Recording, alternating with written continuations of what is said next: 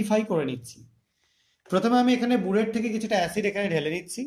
বুরেটের মধ্যে দেওয়া আছে একটু অক্সালিক অ্যাসিড। আমরা বুরেটটা খুলে সেই অক্সালিক অ্যাসিডটা এর মধ্যে নিয়ে নিলাম। এবার আমরা এটাকে সামনে নিয়ে আসছি বোঝাতে সুবিধা হওয়ার জন্য। আর একটুখানি ডাইলিউট HCl আমি ঢেলে দিচ্ছি এটার মধ্যে। তো দুটো মিলিয়ে একটা সলিউশন করা হয়ে গেল। এবার এই সলিউশনটা একটু সামান্য আমি শেক করে রেখে দিলাম। এবার আমি এর মধ্যে যোগ করে দেবো কিছুটা সোডিয়াম সালফাইড Na2S। এটা আমি সলিউশন না করে জাস্ট একটা বিড বা একটা টুকরো আমি এর মধ্যে যোগ করছি।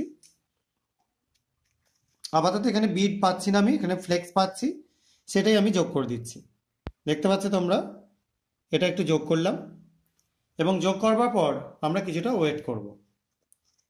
এখানে Na2S যখন অ্যাসিডের সাথে রিয়াকশন করবে সে তৈরি করবে H2S গ্যাস।